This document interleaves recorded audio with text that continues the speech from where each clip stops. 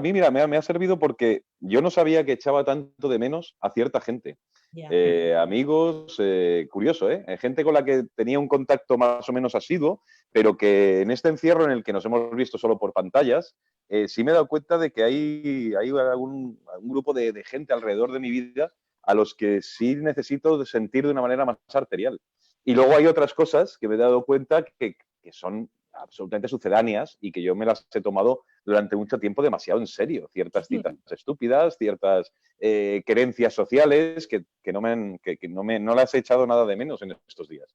Yo O sea creo que el que sí. descubrimiento de lo esencial y de lo poco que en realidad es esencial en la vida de uno, no solo física y fisiológicamente, sino en los amores, en las querencias, en realidad lo que uno necesita para estar bien es muy poca gente. Lo que pasa es que también hemos descubierto que necesitamos verlos, o sea, necesitamos tocarlos, necesitamos que estén ahí, o sea, las pantallas son muy frustrantes. Fíjate que estamos todo el día conectados a las pantallas, que nos creíamos en esa ventana al mundo a través de Internet y en el fondo no deja de ser una barrera. O sea, ahora mismo cuando no podemos ver, yo llevo sin ver a mis padres 2 meses y muchas veces le decía a mi madre, qué pesada eres, que siempre quieres que vaya a comer. Pues tengo unas ganas de ir a comer a casa de mis padres que no me los puedo imaginar.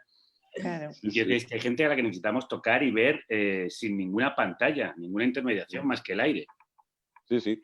Yo he sido muy afortunada porque estoy con parte de mi familia confinada en casa de mi madre, entonces no tengo ese problema. La disfruto a diario, es casi un milagro, ¿no? Por compensación. Y una de las cosas que me gusta, es que me tengo que quitar esto porque solo me oigo a mí, perdonadme. Una de las cosas que más estoy disfrutando también es saber que teníamos razón y que no hacía falta ir a trabajar todos los días, que podía uno verdaderamente trabajar en casa o estudiar desde casa o plantearse este tipo de reuniones un poco más habitualmente. Eso de tener que cruzar una ciudad como Madrid a unas horas ilógicas para no llegar nunca a tiempo y siempre con millones de cosas en la cabeza añadidas que no eran necesarias, nos lo hemos quitado de encima durante este confinamiento. Y yo no lo cambiaría, ojalá pudiésemos mantenerlo, la verdad. Hombre, es que además tendría muchos beneficios en muchos sentidos.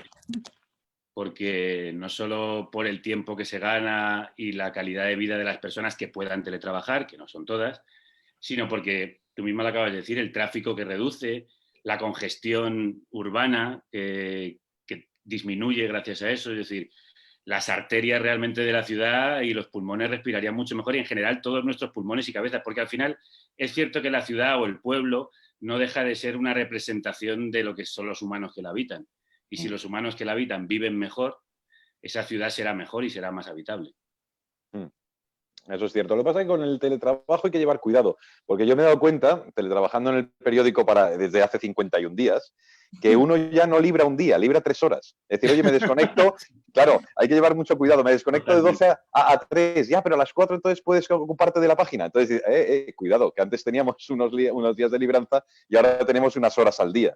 Entonces es complicado, pero bueno, nos haremos. El síndrome del pijama, quiero decir, es que si no te pones un horario y una ropa de trabajo, o sea, el problema es que no hay separación, hay una sucesión de continuidad entre tu vida privada y tu vida profesional. Y tienes lo que dices tú, yo creo que estamos trabajando mucho más que nunca. O sea, el teletrabajo tiene un problema de explotación muy serio. Pero ¿no os pasa que ya os pasaba antes? Porque yo no tengo la sensación nunca de estar libre, de tener un minuto libre. Siempre estoy haciendo algo que tiene que ver con mi trabajo.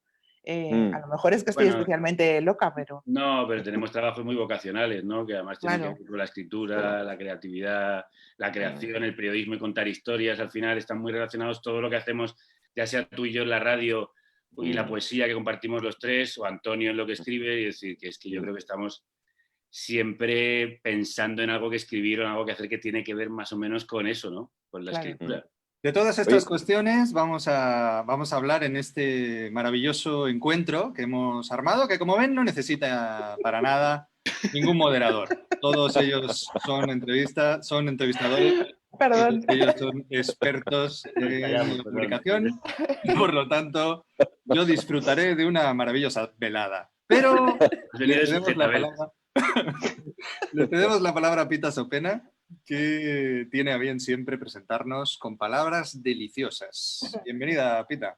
Gracias. Gracias a todos, gracias a nuestros 3 invitados y gracias a todos los que estáis en el otro lado de las pantallas, que esperamos que en breve ya estemos cerca todos en una sala. Bienvenidos a Ámbito Cultural. Como muchos ya sabéis, Ámbito Cultural es el área del Corte Inglés que trabaja para acercar la cultura a los ciudadanos. Para eso, en la otra vida, organizábamos eventos en 20 salas en toda España. Y desde que nos han mandado a casa, pues lo hemos trasladado rápidamente a las pantallas, al online, con una programación diaria y entendiendo la cultura en su más amplia extensión. La verdad es que pensamos que la cultura nos salva y en estos momentos pues todavía más. Y nada, este evento me hace especial ilusión pues porque vamos a tratar de poesía y de medios de comunicación o de la información, que son 2 cosas que para mí están muy cercanas. Y porque pensando pues esto, que la cultura y la poesía nos salva, pues yo recordaba que yo me enganché muchísimo a la poesía gracias a Antonio, que cuando empezaba Twitter, tenía siempre, bueno, pues a bien deleitarnos cada día con 2 o 3 versos de Ni un día sin poesía, y era como la verdad un momento de respiración o en el día o cuando entrabas en Twitter, que siempre era como un berenjenal de histerismo, ¿no? Y la verdad es que preparando este evento también, pues me acordaba de eso, digo, pues sí, la poesía nos salva ahora, pero ya nos salvaba de antes, así que gracias Antonio por eso, que luego te fuiste de las redes y nos dejaste sin ese día sin poesía. Antonio, es que ahora entras a dar un verso en Twitter y te apedrean. Te apedrean. Es decir, pero ¿cómo que poesía eres tú? Claro, poesía serás tú, idiota. Tal. Bueno, y tú me lo preguntas, imbécil. Sí. Yo no tengo redes sociales, nada. Me quité de redes sociales de todas. No tengo más que el WhatsApp y ya está. Ese es todo mi contacto con las redes ya, desde hace años. En las redes lo echamos de menos, pero bueno, gracias a Dios tenemos un evento como el de hoy para volver a recuperarlo. Y nada, daros las gracias a los 3 y dar las gracias a Gonzalo, que también, como sabéis, que es poeta y gestor y director de la Piscifactoría y gestor cultural, que es con quien nos ha acompañado desde que iniciamos este ciclo, que es el de Lírica. Y nada, pues Gonzalo, ya todos tuyos. Yo me voy a salir y nada, luego os veo. Muchísimas gracias. Gracias, Ámbito. Son 35 encuentros ya y este va a ser sin ninguna duda el mejor. Gracias, de verdad. Seguro que te lo dices a todas. La verdad es que sí. Pero es que Lara nos ha traído peonías, ni más ni menos. Es verdad. Y Celinda. Y su voz de Celinda. Nos ha traído... No, ella se llama Celinda, que conste. No sé. Ella se llamaba sola. Era una metáfora hortera, con la que me gusta empezar siempre las conversaciones. Esta es de Twitter, quieres decir. Exacto, ya que hablábamos de redes. Bueno, pues la verdad es que tengo la fortuna de haber coincidido con todos en algunos momentos y os he disfrutado como poetas, pero todo el mundo sabe, o debería saber, que os dedicáis a la comunicación en muchísimas formas y, por supuesto, en una de las más avanzadas, que es la enunciación poética. Es un placer estar con 3 poetas que, además, tienen la generosidad de compartir con nosotros la información y su información. Para mí trabajáis con lo más difícil, que es la realidad, y tratáis de hacerla comprensible, cada uno a su manera. Lara López... Todos la habéis oído, es una de las voces de nuestro imaginario y, bueno, pues es escritora, locutora de radio y televisión, además de DJ. Me gusta ese además. ¿Sientes menos DJ que lo otro? ¿Más? Cuéntanos, ¿qué te lleva a ser DJ? Fundamentalmente depende del día. Bueno, a mí me gusta eso de reivindicar lo del DJismo ilustrado, sobre todo cuando tienes un programa diario en una emisora como es Radio 3, el referente, para mí lo sigue siendo, el referente de las radios musicales y espero que culturales, que se entienda también como cultura la música. Cuando haces eso, pones música todos los días durante una hora, es inevitable ser DJ. Luego me puedes sacar a cualquier fiesta, que soy capaz de poner las músicas más, sobre todo las de cuando se acaba la fiesta, las de recogida. Tengo más dominio en el medio tiempo, fundamentalmente. Es de recoger a la gente para que vaya yendo para casa. Más que de recibir incluso, ¿no? Porque hay una expectativa que ya has cubierto, ya no tienes que contentar a nadie, ya están contentos y se van a casa y tú pones música. Bueno, se supone que también empiezas el día con ese tipo de sonidos y no solamente en Músicas Posibles, también en Venga la Radio, que es un programa que se emite los domingos también en Radio Nacional por la mañana, a las 7 de la mañana, y que te despierta un día de una forma especial, porque hay un compendio de cosas que quiero contar y que se cuentan, que se van contando a través de las voces de sus narradores o de sus creadores o de sus participadores desde muchos puntos de vista y a mí me gusta esa corriente que tiene que ver con lo cultural, fundamentalmente con lo que nos construye. Y creo que los dos invitados que me acompañan hoy a este ámbito cultural contigo, Gonzalo, son probablemente los máximos referentes de precisamente esto, ¿no? De lo que nos construye desde un sitio que tenemos que seguir defendiendo, aunque nos cueste un poco cada día más. Por eso los hemos querido invitar. Gracias a Lara por terminar las fiestas mejor que nadie. Antonio Lucas tiene cara de pillo, siempre he pensado que tiene cara de empezar las fiestas, pero además de eso es un ganador nato, es un tipo que ha ganado todos los premios importantes de poesía, el Loewe, Generación del 27, Accessit de la Donais. En su momento se decía queráis o no queráis el Adonais, así que nos quitamos el sombrero delante de Antonio, que también es premio Ojo Crítico, Ciudad de Melilla, director de Mar Poética, el Festival de Poesía de Marbella, que dirigió también el Festival en 2017 y que escribe, esto es lo que yo he descubierto que no lo sabía, en catálogos de arte. También he encontrado por ahí algunos textos tuyos deliciosos. Los tres sois hiperactivos, me imagino, dormís poco porque habéis hecho de todo. Yo duermo mucho, ¿eh? Y la verdad es que duermo mucho y bien. Pero sí, lo decía antes Javi Crudo, ¿no? Que es una cuestión vocacional. Y yo creo que la escritura, el periodismo en cualquiera de sus manifestaciones tiene esa necesidad de que o es vocacional o se convierte realmente en una pasantía. Y se te nota mucho, eso se nota mucho cuando no es así. Yo lo que sí que he notado y he percibido en 24 años que llevo trabajando en el periódico es que yo trabajo en el periódico El Mundo, en el área de cultura, es la sospecha que siempre despierta en cualquier redacción un poeta. Lo he dicho en alguna ocasión, pero es verdad que la poesía en las redacciones es como un elemento un poco incómodo. Cuando tú te cruzas con algún compañero, ya no te digo si es un jefe, en la redacción y te dicen, poeta, nunca lo tomes como un piropo. Es decir, es una forma de decirte no eres de los nuestros y estás aquí infiltrado de una manera que todavía no sabemos por qué se nos ha hecho larga, pero 24 años. Pero bueno, da igual. En cualquier caso, la poesía a mí me ha ayudado mucho en el periodismo, intentando que no se cruzasen las líneas, pero sí me ha ayudado bastante a ralentizar esas urgencias terribles que el periodismo impone día a día y hora a hora, y digamos, a reposar también todo lo que uno va recibiendo en una redacción a cada instante, que suele ser bastante histérico y que yo creo que la amortiguación de la poesía permite que asimiles mejor tu presente. No tu actualidad, pero sí tu presente, que es lo que más, creo que lo que más pesa y lo que más importa, el presente de cada uno, ¿no? Entonces yo creo que la poesía y el periodismo han funcionado como los rieles de un tren en paralelo, pero en mi vida, pero ha funcionado de tal manera que el tren podía marchar. Y es curioso porque yo creo que mis poemas le deben muy poco al periodismo y creo que mi periodismo le debe mucho a mi poesía, pero sin que se note, o intentando que no se note demasiado. Es verdad que me llama la atención tu valentía en algunos artículos donde realmente frisas el endecasílabo, ¿no? Me recuerda aquellos artículos de Umbral en la tapa del Mundo que escribía directamente en endecasílabo corrido, ¿no? En tu caso es verdad que no te cortas un pelo en soltar lirismo y no es fácil que eso se acepte por parte de los jefes.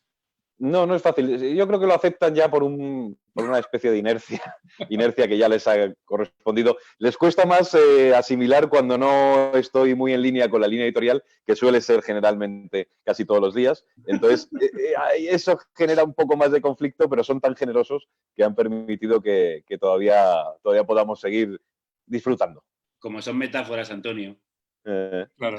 Claro, no hace metáfora. No hacen daño. Efectivamente. Como es metáfora, no sé por dónde meterle. Le dan la vuelta y se lo ponen a otro y dice, mira, este es de los nuestros y ya está. El que habla, sí, es uno de los nuestros, pero sin duda es otro que se salta las leyes y las normas de los consejos editoriales. Javier Gallego Crudo, locutor de radio, escritor, batería también de Forastero, pero también de los mitiquísimos Dead Capo. Hablábamos antes de Javier Díaz Ena, al que le mandamos un abrazazo. Y bueno, pues autor también de La Casa de Radio 3, ese oasis musical al que tanto debemos, de ese preciosísimo programa también. Qué buen gusto tenéis los poetas para escoger los nombres de los programas, ¿no? De Músicas Posibles a Especia Melange, esa droga estupenda que ponía a todos felices en Dune. Y bueno, guionista también de Caiga quien caiga. Qué cosas, ¿no? Guardas en tu haber. Sí, sí. He estado muy pluriempleado. Todos tenemos un oscuro pasado. Sí, sí, o varios. O varios, sí, sí. Prefiero que me saques eso porque tengo algunas cosas más vergonzosas. Esa, por ejemplo, me llena de orgullo y satisfacción. Siempre desde el respeto diremos también que tiene un premio Ondas. Y a mí me ha encantado saber también que participas en el libro El Relaxing Café con Leche y otros hitos de la marca España. Sí, con un pequeño homenaje a uno de esos hitos de la marca España. Ese fue un pequeño ensayo desde el humor de un libro colectivo de ensayos que generalmente tenía un tono muy irónico en torno a, bueno, ese concepto que intentó el Partido Popular vender durante mucho tiempo como marca España, que al mismo tiempo era la marca del partido. En fin, bueno, con algunos de esos hitos casi parodiables desde su origen que tienen muchas veces los políticos, que trabajan de guionistas casi como intrusos en casa ajena, ¿no? Porque a veces te dan el chiste, te lo dan hecho. Pero bueno, tienen buen sueldo, no se pueden quejar. Sí. Como guionistas... No, de hecho deberían repartir y compartir su sueldo con los guionistas. Sin duda. Yo empecé a comentar eso hace mucho tiempo, que los performers se estaban quedando sin trabajo porque verdaderamente la política está llegando a unos extremos brutales. Pero hemos venido aquí a hablar de nuestros libros, por fin. Así que realmente no hace falta guión, no hace falta excusa tampoco, porque son muchas las historias que nos podéis contar. Pensando en vosotros tres en grupo, me he dado cuenta de que tenéis la suerte inmensa de haber trabajado con grandes de los grandes, porque Lara López trabajó con Félix Romeo, ni más ni menos. Antonio Lucas ha debido de trabajar con Media España y Javier Gallego aparece, por ejemplo, en ese precioso vídeo con Seila Blanco entrando a cantar en un banco, entre otras miles de intervenciones. Así que no solo tenéis buen gusto para los títulos, sino también para las amistades. La poesía siempre ha sido... Perdona, adelante. No, que va más allá, que también hemos trabajado entre nosotros, algunos al menos. Sí.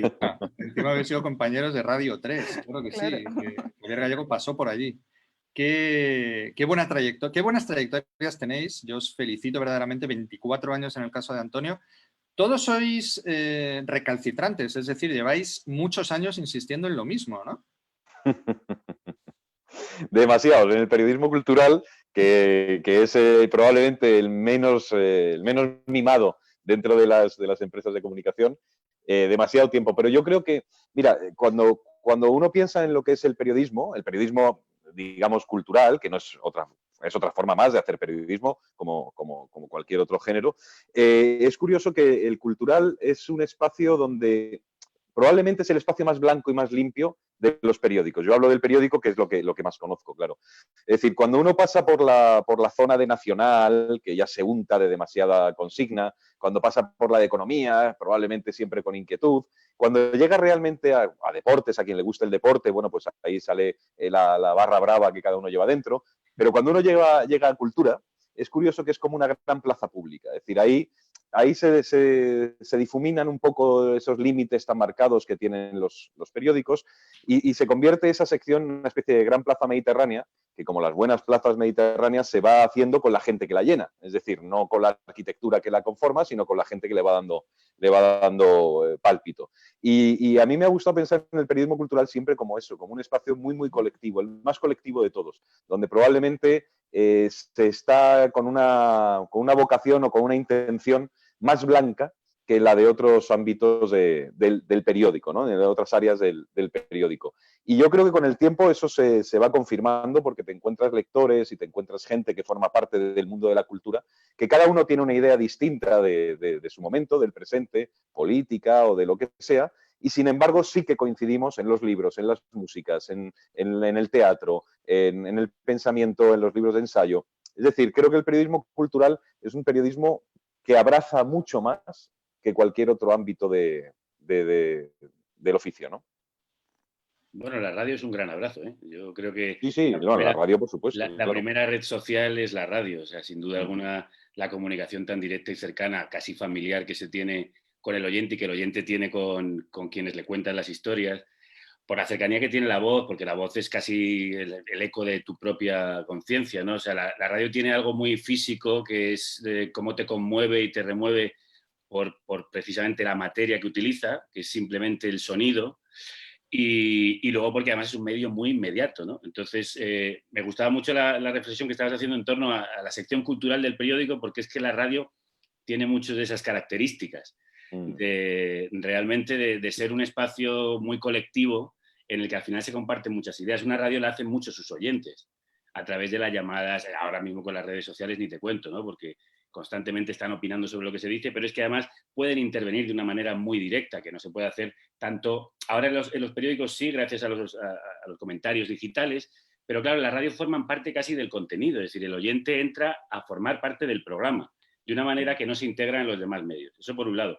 Y hago una breve referencia también a lo que nos decías sobre los recalcitrantes que somos, ¿no? Yo es que creo fundamentalmente en la insistencia.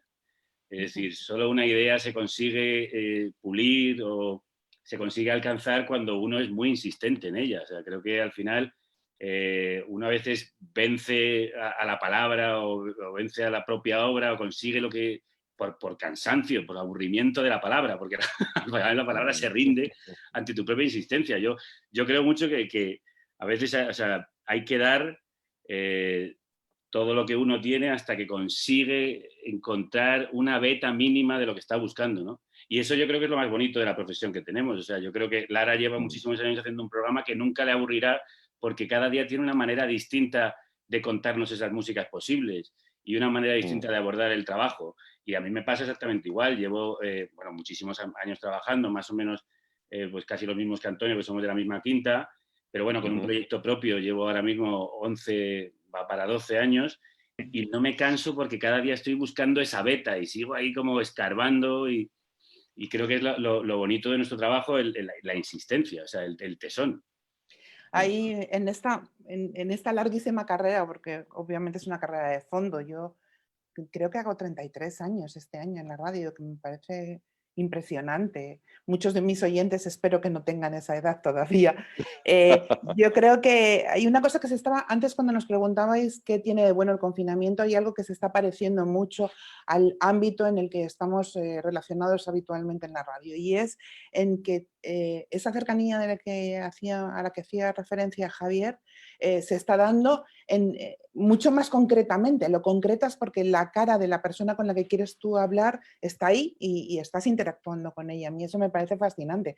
Ni siquiera en la radio estamos ya haciéndolo de esta manera, ¿no? El otro día propuse unas recetas como libróloga en la Escuela de Escritores que me invitaron Germán y Javier Sagarna, y me lo pasé francamente bien porque de repente tenía a alguien interesado en que yo le dijese unos cuantos libros que leer, que vivía en Medellín, que había tenido un programa de salud pública durante toda su vida, estaba jubilado y se estaba relacionando conmigo a través de la pantalla desde Medellín, pero así una arquitecta jovencísima que vivía en París, alguien que me contactó desde Buenos Aires, gente con la que no tenía ninguna sospecha de entablar una relación y ahora nos estamos escribiendo a través del mail. Hay una cosa que quería señalar de todas formas. Hablamos del periodismo cultural y de las cosas que para mí son importantes, son fundamentales, las que nos hacen ser quienes somos, la sociedad que somos, y yo creo muchísimo en eso, por eso me he dejado la piel en la pública toda la vida, que pasa por que no estamos en unas condiciones en absoluto comparables a las que, por ejemplo, ayer en el Día Mundial de la Libertad de Prensa contaban los de Reporteros Sin Fronteras, ¿no? El 3 de mayo ya sabéis que nosotros desde hace unos años hacíamos un programa especial dedicado a ellos. No sé qué otras celebraciones se harán en otros momentos, pero a mí me parece básico que recordemos que hay gente que ha sido asesinada hace 2 días, 3, incluso puede ser esta mañana, simplemente porque tienen que luchar para contar las cosas que pasan. Nosotros no tenemos esa posición y yo creo que eso es bueno recordarlo y es bueno disfrutarlo también. Creo que otra de las cosas buenas de este confinamiento ha sido recuperar las ganas de contar por qué me emociona algo cuando a veces no puedo hacerlo porque no pega mucho en mi programa. Vosotros tenéis menos problema con eso, pero a mí me emociona, ¿no? De repente, ay, pero si es que he descubierto esto y entonces me fascina por tal. Por ejemplo, me pasó con la arquitecta esta de París, le enseñé un libro de Iñaki Ábalos que se llama La Buena Vida, que os recomiendo porque es fascinante. Es un paseo por la arquitectura a través de la filosofía. Claro, para mí, yo lo descubrí antes de ayer, entonces estoy fascinada con él. Y ella se moría de risa porque era un libro de primero de arquitectura. Entonces le hizo mucha gracia. Y a mí, yo me lo estoy pasando pipa con estas cosas, la verdad.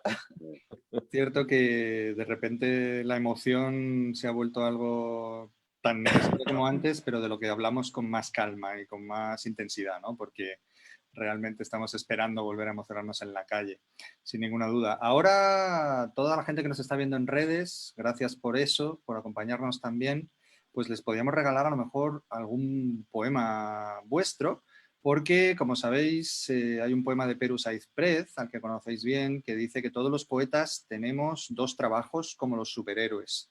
Y es verdad, es muy difícil vivir de la poesía, todos vosotros vivís de otras cuestiones, pero probablemente lo que más os dé la vida sea la escritura poética. Así que cambiamos de rollo, si os apetece, y vamos a hablar de la identidad secreta de estos superhéroes. ¿Cómo es Antonio Lucas como poeta? Es verdad que lo conocemos más porque lo leemos, vemos a ese poeta que hay en El Periodista que pugna por salir, pero dale rienda suelta.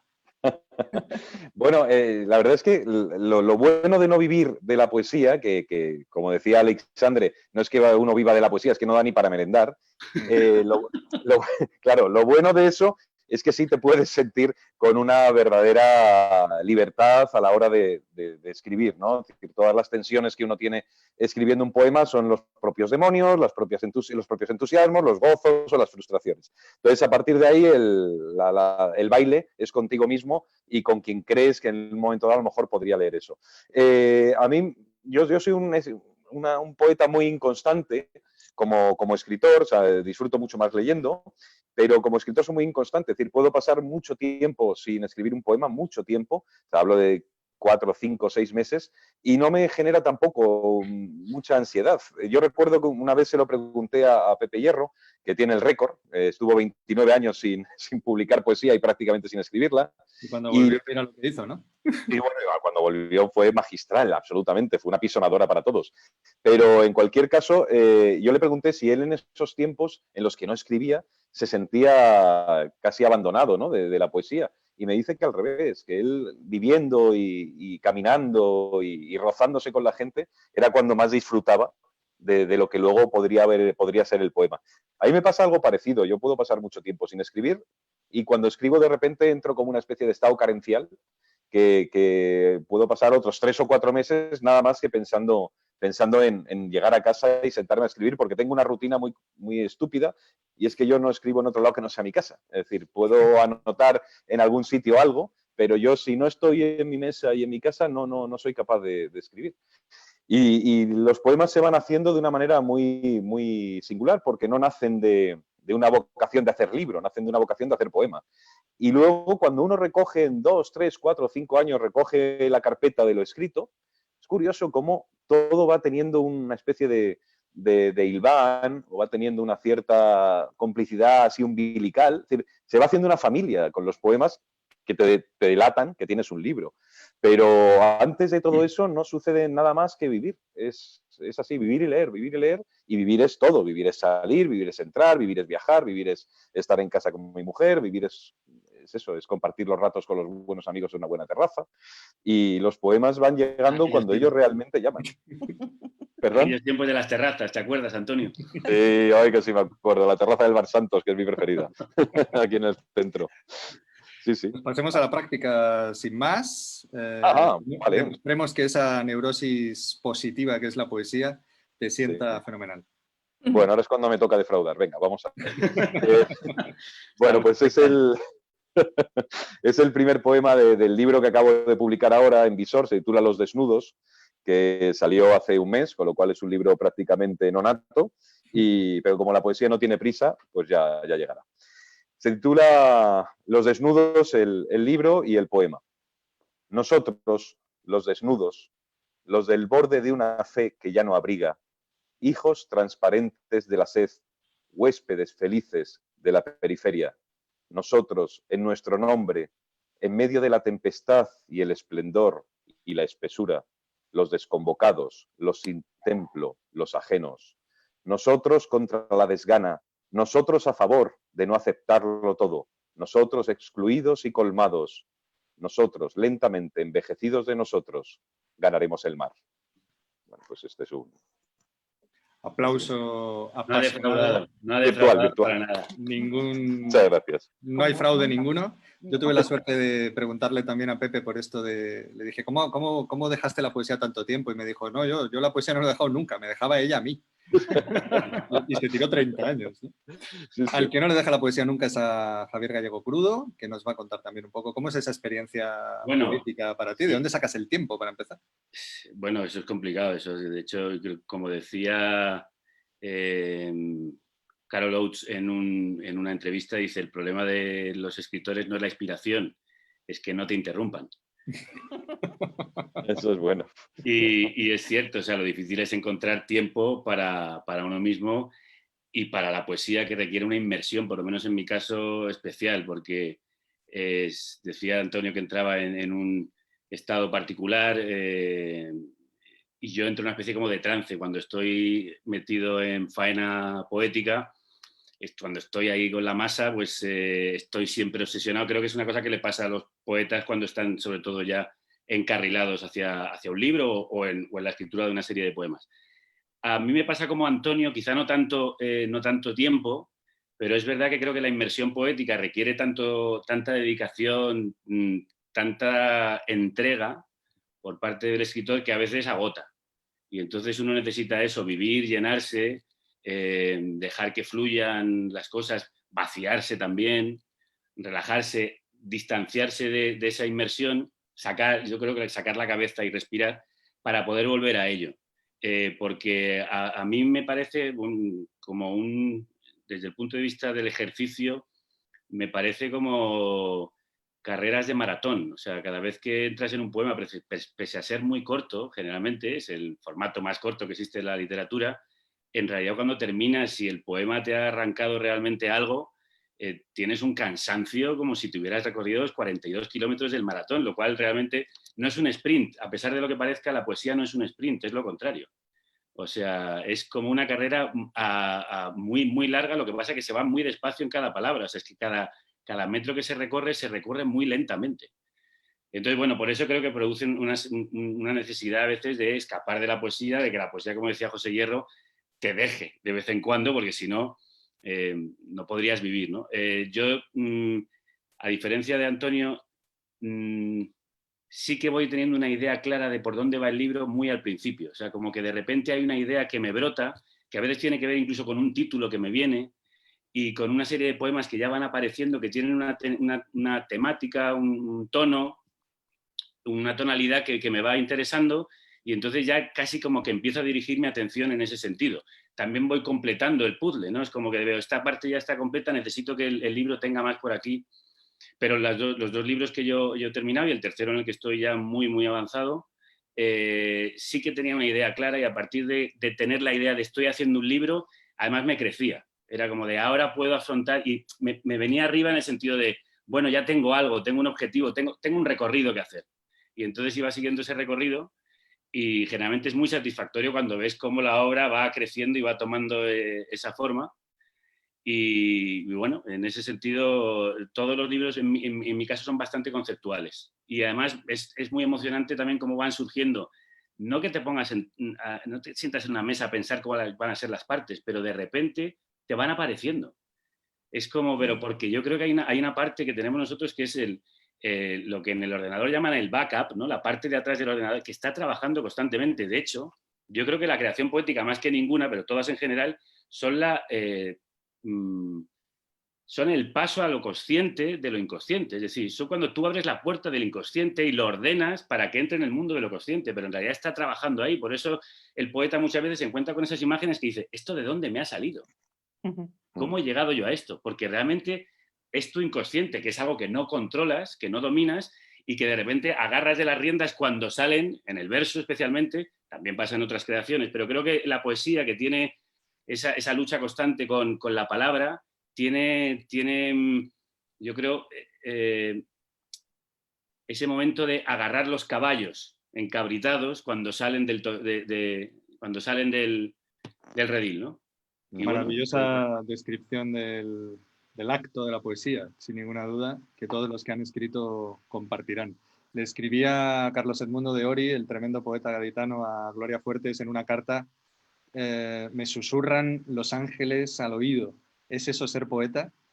Pues casi seguro sí. Cuéntanos qué te han susurrado, Javier. A mí me susurran los caballos, por lo que se ve. En vez de ser el hombre que susurraba a los caballos, es el hombre al que susurraban los caballos de la poesía. Dispara. Luego traduces, claro.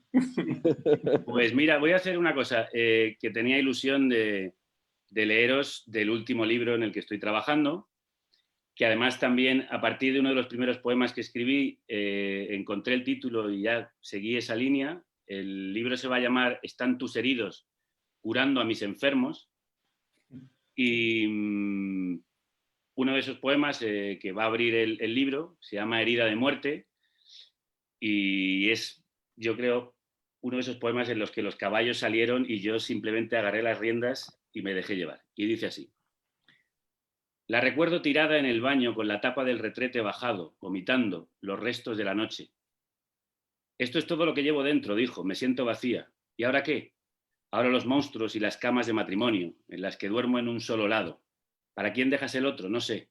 La recuerdo metiéndose una raya con la uña y llorando por el picor. La cortan con gasolina, que me quema el alma, dijo.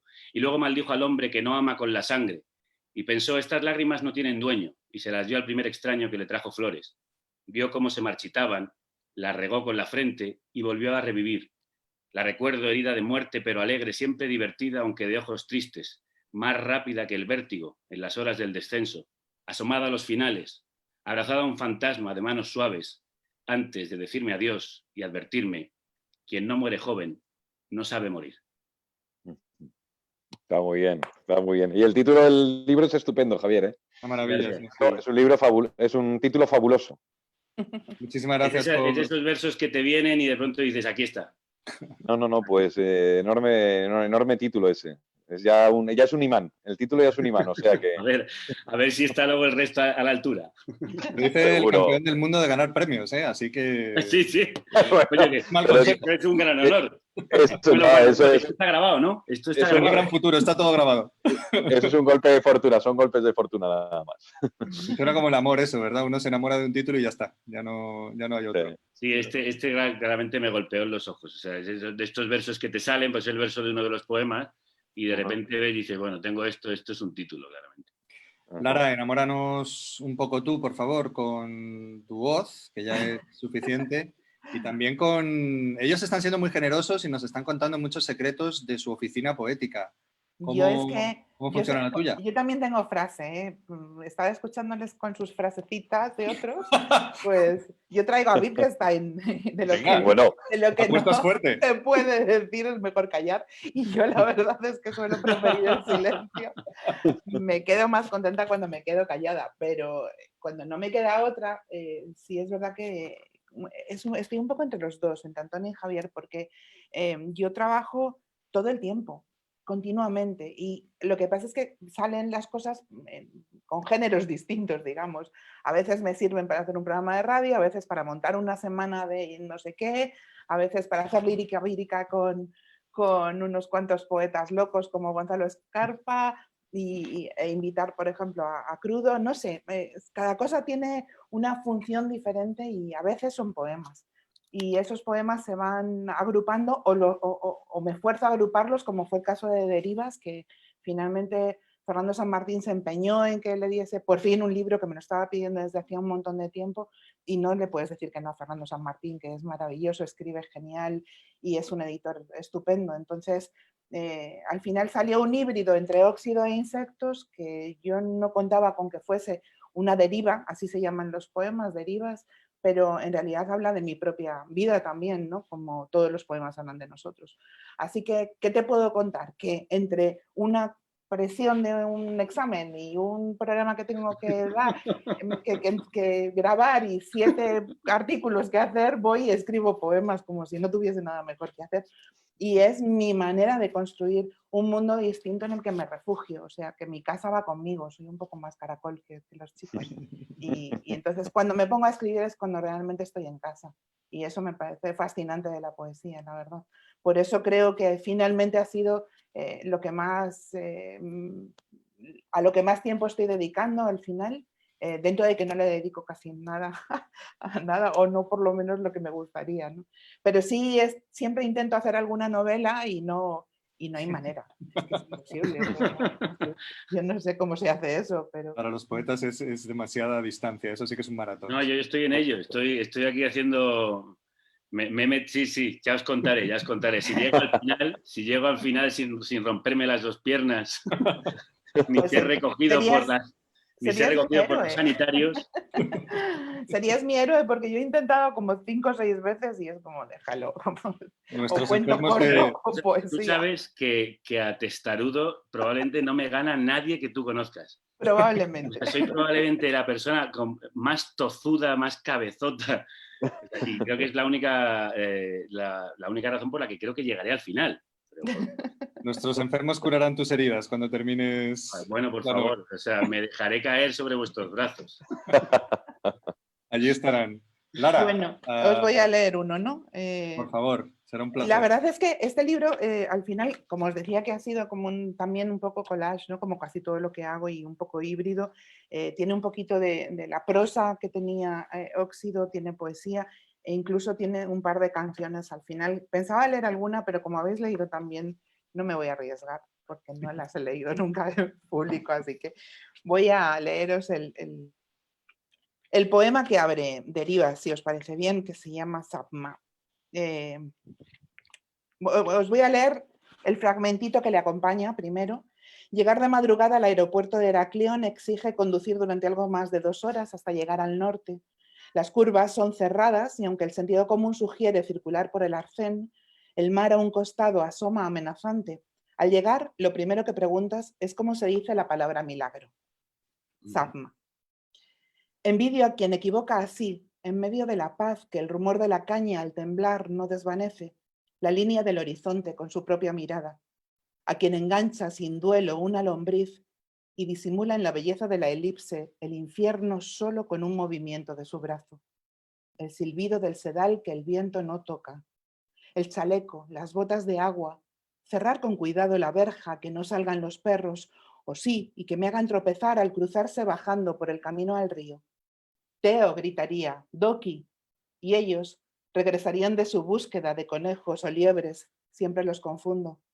En el sedal, en el silbido, en eso estoy pensando, mientras caminamos, las sombras, tú y yo, a la luz de la pantalla del ordenador.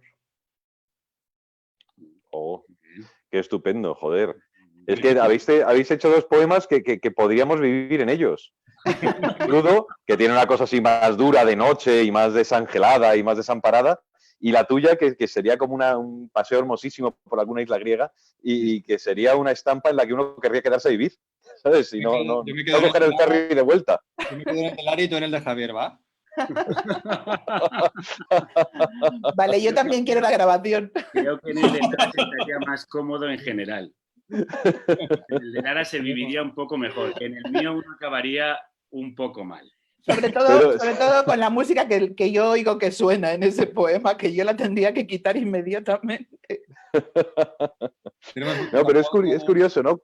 Cómo los poemas a veces nos van poniendo ahora mismo en esta charla que tenemos entre los cuatro, y cómo los poemas nos van poniendo en una situación y un espacio que saltas de uno a otro y de repente te encuentras en los dos. Es decir, son referencias tan cercanas, tan vitales, que yo he visto he visto tu viaje, tu pequeño paseo por esta isla, que yo creo que es isla griega, claro, y he visto el garito y el tugurio donde nos ha querido meter Javier, y me he visto ahí en medio diciendo, ostras, que me tengo que ir. que yo me enredo mucho. Bueno, y luego el tuyo, que tenía todas esas referencias a lo que uno es y a lo que somos como generación.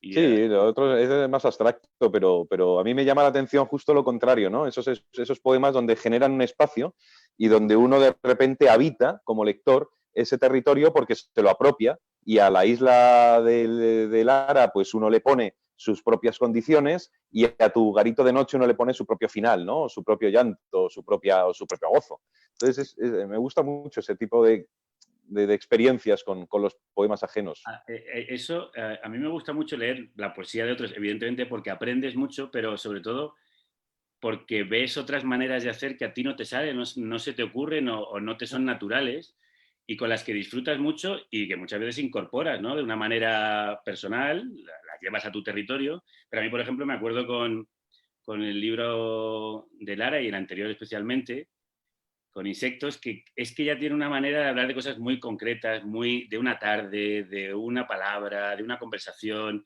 Yo tiendo más al poema, como decías tú antes, más abstracto, más genérico, que quizá como más al universal. Otro poema más sobre amor. Un poema más sobre la insoportable levedad del ser. Y de repente yo, cuando leía Insectos, decía, ay, qué bonito es esto, ¿no? Coger algo tan sencillo, tan pequeño, coger algo tan mínimo y hacer algo tan grande de algo tan chiquito. Y de hecho yo a veces, y en este libro, por ejemplo, el poema que he leído, de repente iba a cosas más concretas, porque me he intentado salir ya de ese poema que habla de los grandes sentimientos, los grandes momentos de la vida, y llevarlo un poco. Y de hecho tengo muchos que están basados en una experiencia mucho más pequeña, y creo que de hecho en parte es influencia de Lara, y me acabo de dar cuenta ahora, recordando Insectos, porque es una cosa que me gustó y me llamó mucho la atención de ese libro.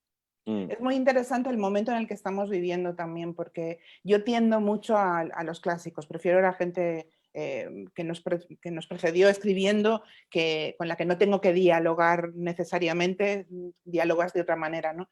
Pero sin embargo, el hecho de poder asistir a festivales, ¿no?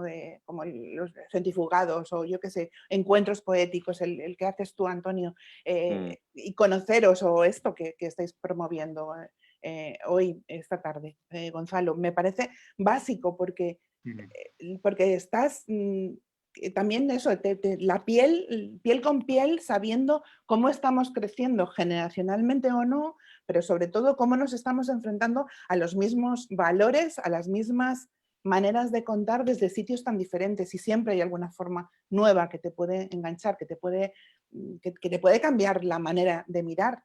A mí un poema, una sola frase en un poema, me ha cambiado la manera de mirar. Pienso en Sofía de Melo, pienso en Eugenio de Andrade, pienso en gente, todos sois amantes de la Szymborska, o es que hay gente que solamente por mirar de una forma determinada ya te instala en otro sitio. No sé si os pasa, os lo pregunto, perdón por hacer de moderador. Por favor, adelante. No, pero al hilo de lo que está diciendo Lara, que yo a veces antes de escribir me cojo a alguien, o sea, me cojo un poeta y me lo leo un rato. O sea, a veces busco la sonoridad, aunque sea por tener una música, es como ya por empezar a generar un clima o una atmósfera. A veces incluso porque estoy buscando esa sonoridad de un poeta o una poeta en concreto. Pero a veces como que me gusta, porque empieza ya como a liberar ciertos corsés y ciertos agarrotamientos que uno tiene cerebrales, y cuando entras en la poesía, pues esas sintaxis se rompen, esa gramática se desvanece, y de repente empieza la libertad esa. Y bueno, pues como cuando te pones música y luego te dan ganas de tocar. A mí como músico me pasa, o sea, que yo escucho una buena canción y rápidamente me cojo la batería, ¿no? Pues me pasa igual con la poesía. Entonces yo a veces, no sé, os lo pregunto, yo a veces antes de ponerme a escribir leo a alguien. A veces anecdóticamente no tiene nada que ver con lo que yo estoy haciendo ni con el tipo de escritura que yo hago, pero... Eso sí que no me sucede, no, porque bueno, al fin y al cabo uno lee casi todos los días. O sea, yo poesía leo todos los días. Puede que solo lea un poema, no lea una buena parte de un libro, leo un libro entero, pero vamos, todos los días leo poesía. Lo que sí es cierto es que me ha pasado con algunos poetas que a lo mejor el camino es el contrario, me los he tenido que despegar porque se incrustan demasiado, ¿no? Entonces, y eso es una condición que nos pasa a todos cuando uno lee con pasión, ¿no? Y sobre todo cuando lee con pasión a alguien que considera un cómplice, aunque pueda ser un cómplice del siglo XVII, pero un cómplice, ¿no? De vida, de óptica, de mirada.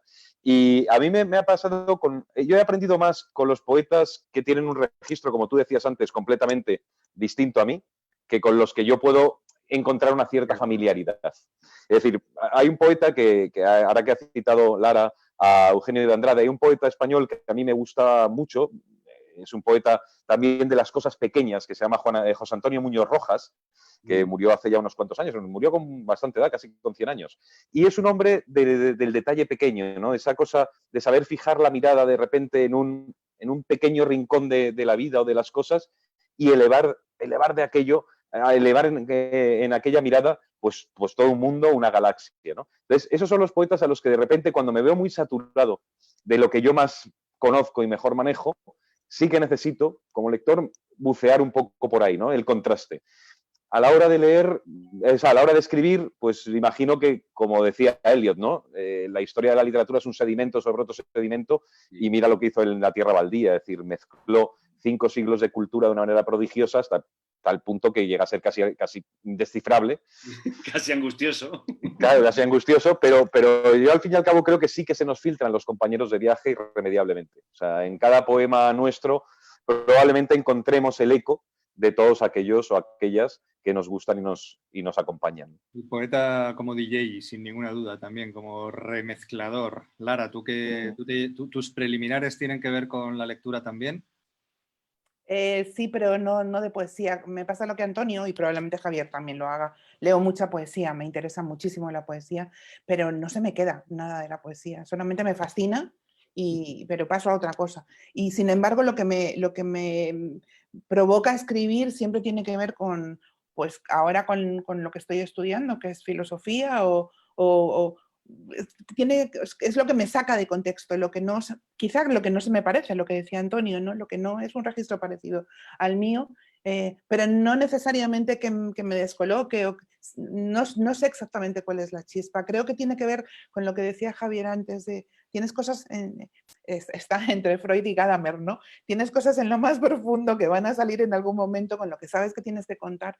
Lo que pasa es que yo soy una persona muy curiosa para eso, me gusta mucho investigar en lo que no está por encima y luego para no enseñarlo además, porque todo lo que escribo está en deja mucho deja mucho para el lector, deja que el lector ponga mucho de sí, y entonces uso mucho las elipsis y me fascina ese vacío, ¿no? Porque ese vacío creo que es el que nos compromete a los unos con los otros, y creo que es algo muy interesante. Por ejemplo, en este confinamiento he pensado mucho en ello y hay muchas cosas que me han dado mucho que pensar sobre esto, porque estamos todos muchísimo más conectados de lo que parece. Es un poco el rollito Gaia pero saliéndose de la New Age, ¿no? De verdad que esa conexión tan profunda, para bien y para mal, existe, y creo que si en algo si algo le puede dar alas, desde luego es la poesía,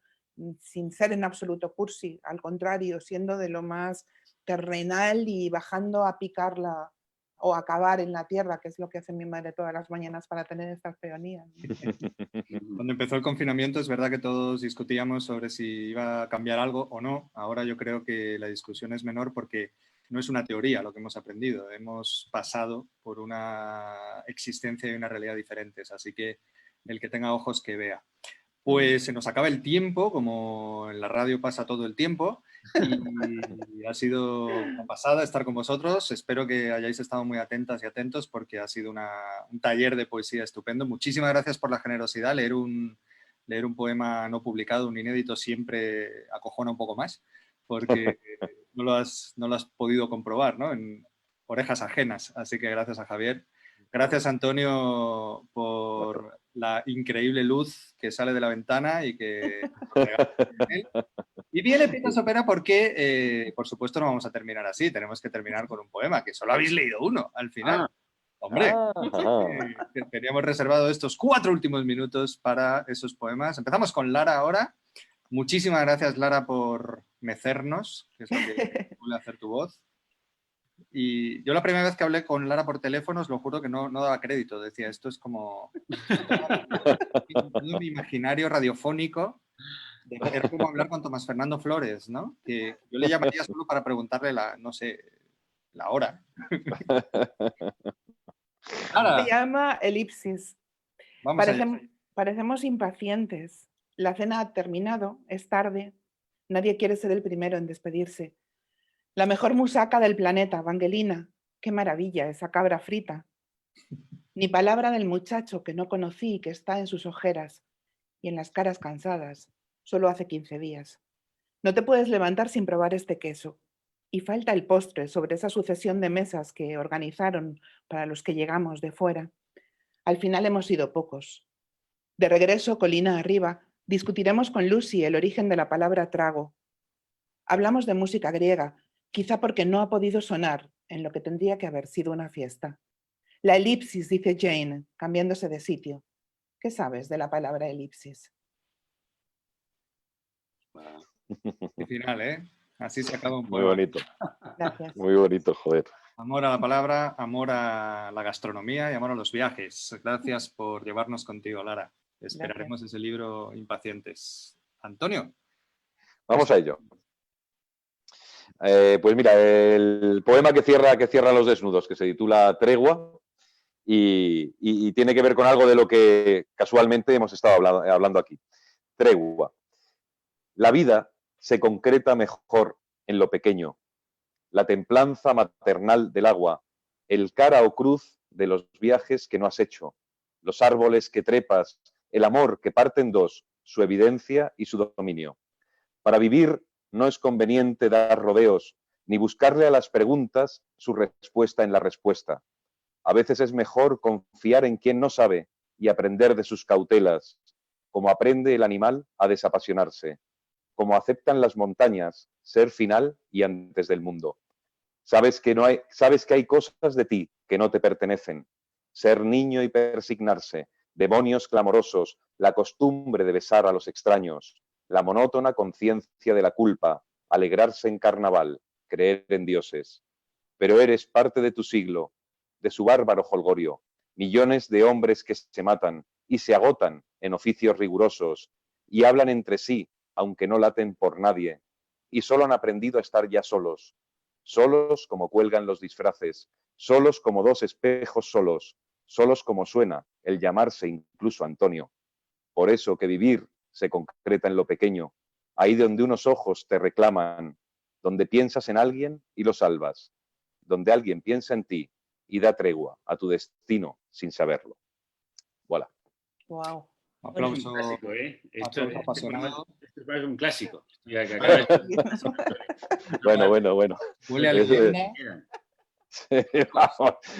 Aquí. Ecos de arroz y una poesía también que incita a cerrar los ojos y a pensar en todo a la vez. Muchísimas gracias, Antonio. Un placer, Gonzalo y amigos. Lo difícil es seguir hablando después de los poemas.